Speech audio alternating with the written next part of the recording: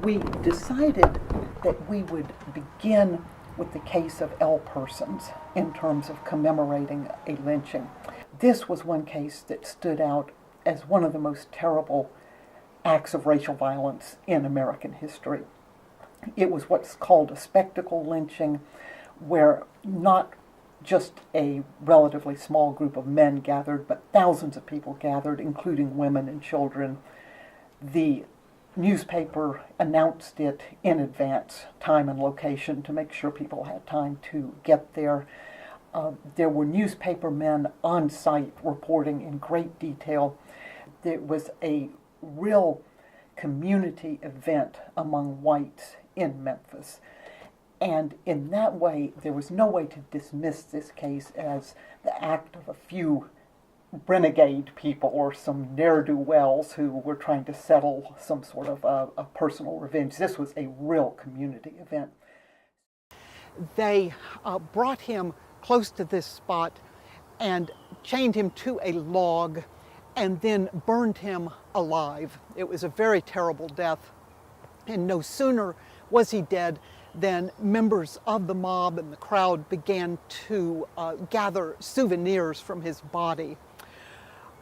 One party actually removed his head and drove downtown with it to Beale Street, saw a group of African Americans standing on Beale Street, threw the head out of the car window and said, "Take this with our compliments."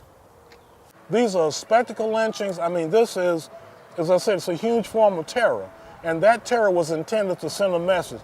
Just as the lynching of Elbert Williams was intended to send a message to blacks in Haywood County, if you attempt to vote, this is what's going to happen. And you have to keep in mind, that was a very effective thing that they did, because you did not get a formation of the NAACP in Haywood County until 20-some years later in the 1960s. And it's only in 1960s that an African American votes in Haywood County since before the 1900s. And so those terror campaigns were very much a part of the fabric.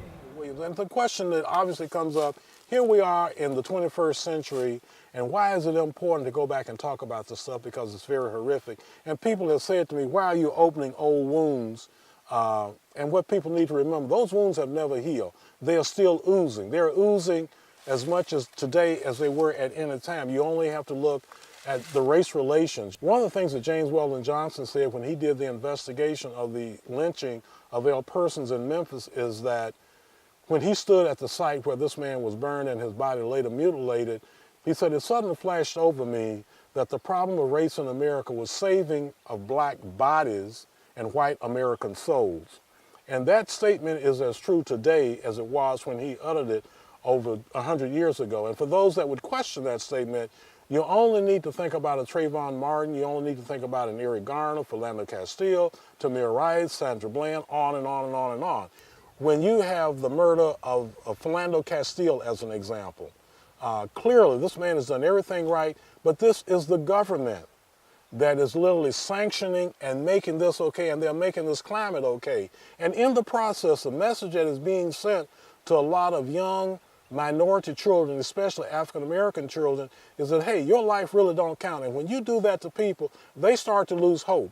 And any group of people anywhere in the world, when they start to lose hope, all kinds of bad things start to happen. Now, I will by no means blame all the black-on-black crime to that.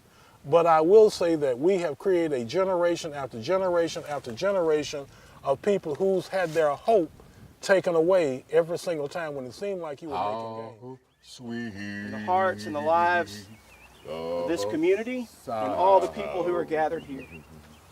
That say a wretch like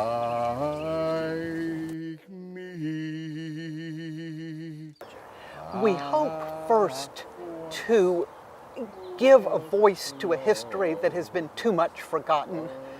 Many Americans have a vague sense that lynchings happened, but they have no idea how horrific they were or how frequent they were. So we hope to create an enduring historic record of what happened to these people.